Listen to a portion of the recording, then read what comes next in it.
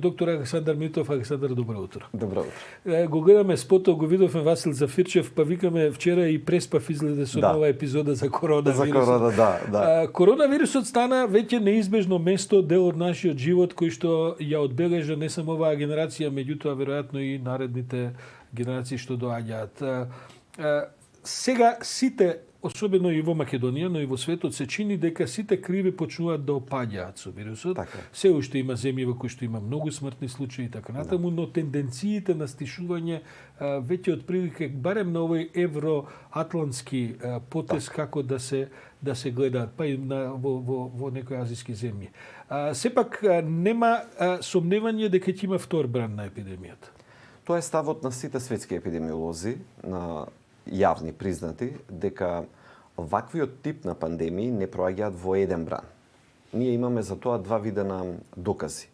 Првиот вид на докази ни се историските, тие кои што се однесуваат на претходниот случај кога сме се сретнале со нешто слично, тоа е шпанскиот грип од пред 100 години, кога има јасно документирано дека има прв бран, дека има втор бран, во некои градови во Соединетите Американски држави па и трет бран. И тоа е јасна динамика на движење на самата епидемија. Од една страна, од друга страна, сите други кои што беа следени во меѓувреме состојби, литературата јасно ни укажува на тоа дека треба да се подготвуваме за втор бран. Зијан нема од подготовка, тоа сега барем го видовме и го свативме и ние и цел свет. Така што од секоја гледна точка, и од научна гледна точка, и од аспект на подготовка, ние треба здраво за готово да го земеме тоа дека втор бран ќе има. Кога се проекциите дека тој ќе се појави? Врзано е со климатски или е врзано со можеби ова структурно што го разговараме? Значи со некакво опуштање, па потоа пак неколку недели од ширење, што е Два вида на мерки се тие кои што можеме да ги превземеме, така наречени фармаколошки и нефармаколошки. Фармаколошките мерки, лекови што би се рекло, за корона се аут, ги нема. Ни остануваат на располагање. Се извинувам, дури овие комбинации што сега се прават не дадоа некаква појасна слика што всушност успева во лекувањето. Ниту една не даде драматичен успех.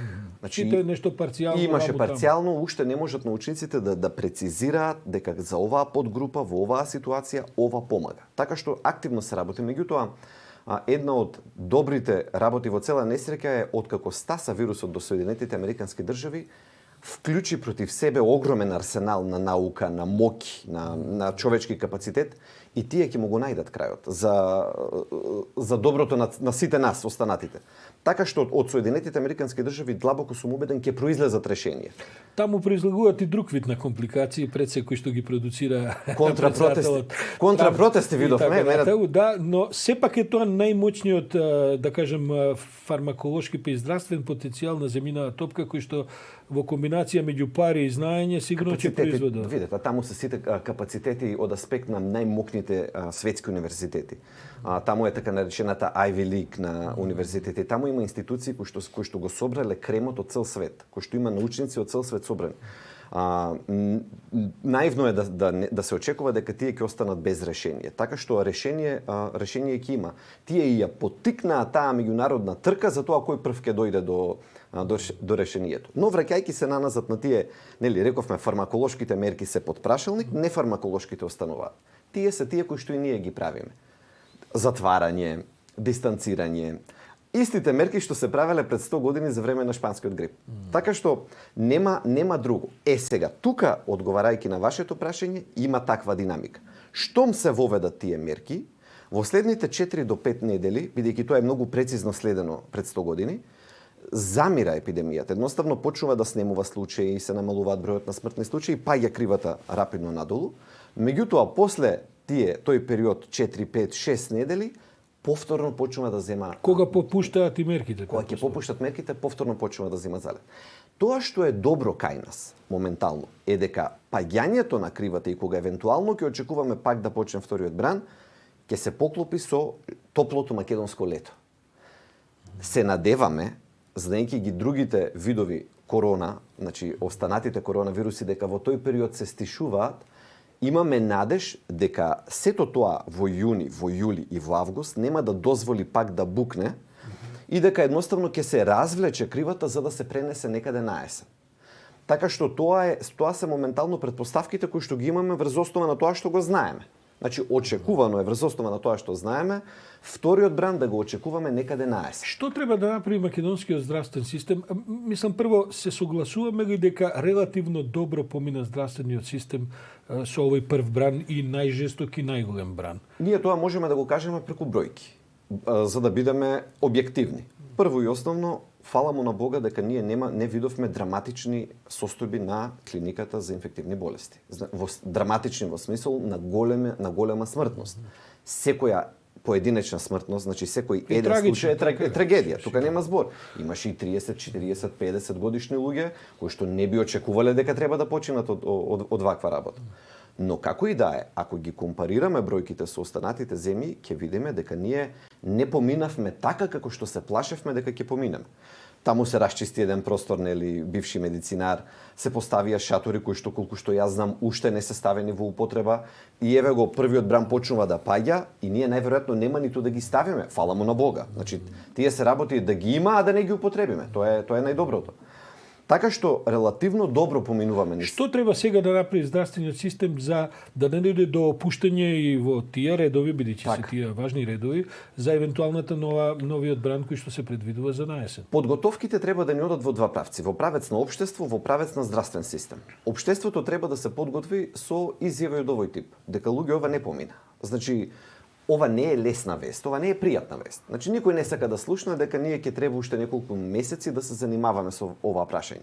Меѓутоа, тоа е прашање кое што треба конзистентно и од сите, никој да не го минира ова прашање, ниту во струката, ниту надвор од струката, да каже дека очекувано е ова состојба да биде присутна со нас уште неколку месеци. Тоа е подготовката на општеството, за да има ние велиме медицински комплијанса или прифаќање на мерките кога ќе дојдат пак, ако дојдат. Значи да има една општа подготвеност. Второ, здравствениот систем овој мал предах, така да кажеме, со терминологија мала пауза, да го искористи за опремање максимално повеќе на опрема, но без претерување. Па и за уцврстување на протоколите, бидејќи колку што јас разбирам, овој сега веќе зголем процент, тој се движи околу 17% од заразени здравствени работници. На крајот, кога ќе се направат анализите, сепак се сведува на во суштина непочитување на протокол. За жал да. И има и многу други ситуации. Има и тоа, има и ситуации кога пациентите не признале, не кажеле дека имале отворено контакт. Ги довеле во опасност. Знам поединечни ситуации кога биле доведени не само поединци, туку цели клиники. Конкретно и тоа е во време на ваква криза да изфрлите било која од клиниките надвор од игра заради криење на вакви податоци. Ја гледам сега и оваа актуелна расправа што оди помеѓу државно и општинско ниво со Куманово и така натаму. Во суштина гледам дека здравствените власти се обидуваат да направат една строга ситуација во која што велат нема да има пардон за никого. Ако не се почитуваат протоколите, ќе дојде до ситуации несакани. Заради тоа има сите да ги подредиме на воредни контроли, казни и така натаму. Тука би дал еден нетипичен предлог, конкретен за решение. Јас би предложил да дојде во овој период на сега на релаксирање малку, на таа мала пауза, колку што е можно повеќе деполитизирање на процесот на менаџирање на кризата. Целосно одвојување, колку што е можно повеќе зајакнување на Комисијата за заразни болести, проширување и надградување ако има потреба, во смисол повеќе епидемиолози во незе, повеќе инфектолози, да и се даде поголема ингеренција и процесот постепено да се одвои. Значи, да се оддели колку што е можно повеќе од политиката.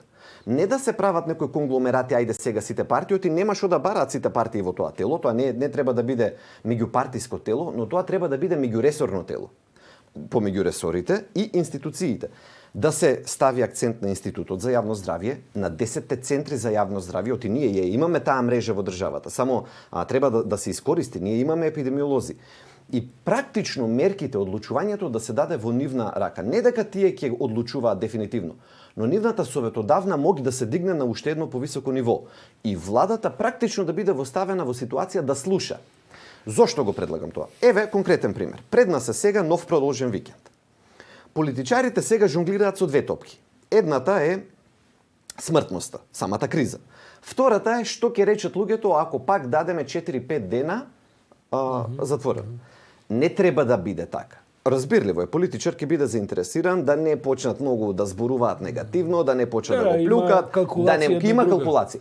Оваа тело кое што е целосно растоварено од тој тип на кој што мисли или кој што ќе рече, оди по науката и вели, луѓе, го поминавме првиот ризик со Великден, следниот ризик е мај, мајските празници, овие првиве денови, нели, 1 мај, 2 мај, кога може да има излети.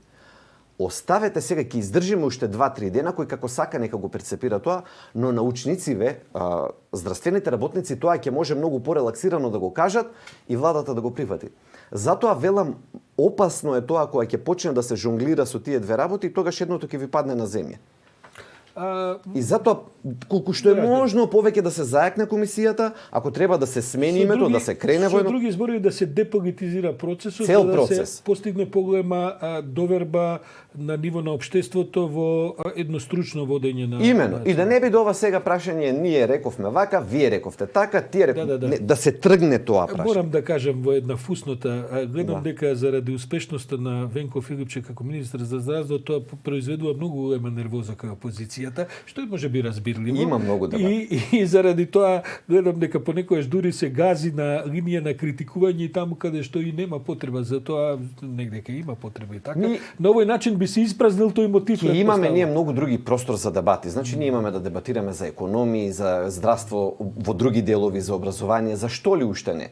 Но не да биде за оваа тема. Значи оваа тема колку што е можно повеќе сега да почне да се одлепува, бидејќи станува збор за една ситуација. Јас тоа го предложив и уште на почетокот на кризата, меѓутоа во цела нели, Добро, иако да бидеме фер, комисијата за заразни болести и целото тело де факто е составено од експерти, таму инаку седат, ако сакаме сега да тенчиме до крај, седат повеќе луѓе од времењата на ВМРО кои биле функционери отколку од овие други времења, но предпоставам дека тие не размислуваат во никакви партиски. Тоа се експерти. Кои што и добро ја водеа криза. Тоа се експерти, значи ние мораме рака да дадеме на комисијата за заразни болести. Сите во општеството, значи и на вработените во Институтот за јавно здравје. Значи тоа се личности кои што дојдоа на површина во конкретен момент и покажаа дека кај нас има капацитет за справување со вакви па и со други ситуации.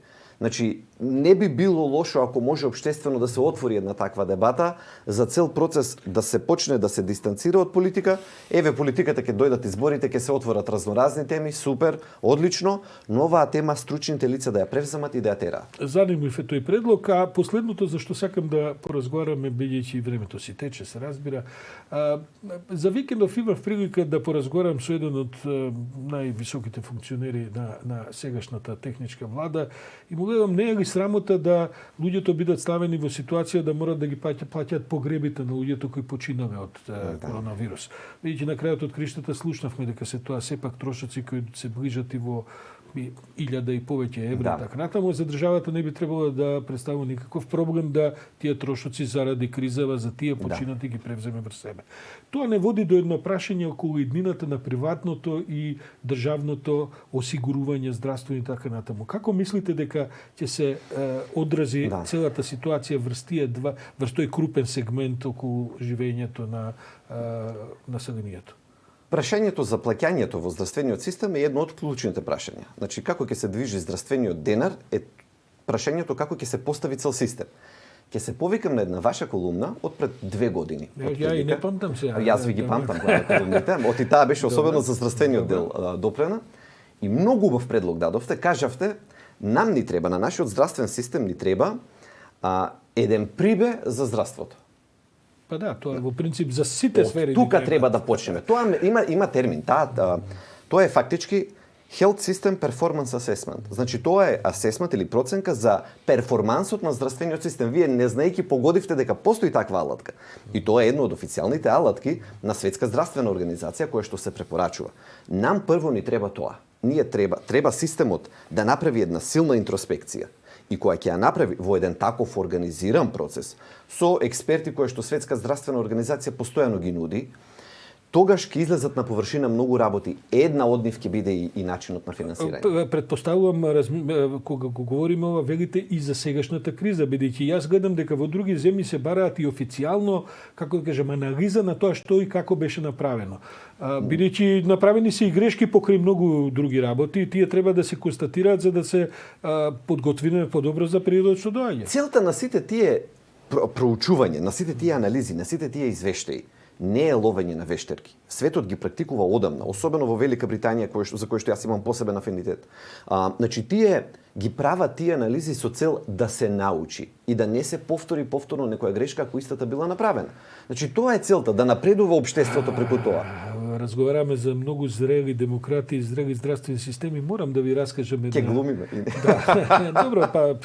Мораме да почнеме од некаде. некаде. Мораме да одиме. Слушав пред едно, па може би има веќе 2 години едно интервју со еден од најпрочуените неврохирурзи британски, кој што човекот на 75-6 години тогаш и така натаму заминува во пензија, сер, нели како сега веќе не можам да памтам ни името и така натаму, навистина супер угледен и така натаму. По повод заминувањето од пензијата издава книга во која што пишува за 100 случаи на пациенти кои починале заради негова грешка. Се замислите која е тоа длабочина на, како да кажем, на интегритет, знаење, оти он вика, слушате, јас сум спасил илјадници луѓе, но и заради мои грешки, моите колеги мора да разберат каде јас сум погрешил, за да не ги повторат. За ова разговараме кога сега разговараме. Да, имате, знаете како тука има една многу убава методологија, таа така наречена near-miss методологија, која што се применува и во авиоиндустријата и во медицината се применува. Значи, отвараме огромна цела една тема. И во таа near-miss методологија, прво се анализираат сите тие случаи каде што за малку ќе имало трагедија, ама се избегнало. Кои лекции се научени, што е научено и имено и од вакви ситуации како што и почитуваниот колега имал состојби кога ќе се случат грешки, од сето тоа целта е да се извлечат поуки. Така што и ако се случија пропусти во протоколите во изминатите 4, 5, 6 недели, ние треба да го научиме тоа сега, отворено да го кажеме и од септември кога пак ќе дојде вториот бран потенцијално, тие грешки да не ги повториме. Кога го праша овој сер, како веќе се вика, што е неговата порака завршна пред да замине во пензија, иако човекот, знаете како тие струки никогаш не одат во пензија, ако ништо друго барем совет одавно, што е неговата конечна порака, тој со една тешка воздивка кажа, слушайте, вика, јас изнагадав луѓе кои што ми биле и пациенти, кои што наместо да ги оставиме да си почнат кога им дојде времето, ние заради технологиите кои што ги развивме, заради одредени сапорти, поддршки кои што ни стојат на располагање, ми го продолживме животот за 6 месеци, 12 месеци, за година дена во една мизерна ситуација за нив, во која што семејствата вели пропатија и така натаму. Сето тоа како притисок на еден здравствен систем кој може да вегетира разноразни луѓе во одредени состојби, наместо да ги пуштиме да си починат кога им дојде времето за тоа да го направат. Доктор Митов, може ова не е баш највисоката нота на која може да се заврши еден разговор за здравство. Благодарам и за ова денешно гостување. Многу е, мислам дека треба да се нотира тој предлог за деполитизација, може би понатамошна што повеќе на здравствената власт која се занимава со коронавирусот, но и за правење на еден, да кажем, на една интроспекција, ретроспекција на тоа што се случи со кризава и за излегување на официјални некакви ставови околу тоа каде можевме подобро. На првиот бран од кризата. Така е, на првиот бран, бидејќи веројатно очекува и втор бран. Во 9 часот 56 минути, јас сум Саша Ордановски, ова беше последната содржина за овој утренски брифинг. Понеделнички, времето надвор е изворедно, чувајте дистанца, носете маски, почитувајте ги препораките на здравствените власти.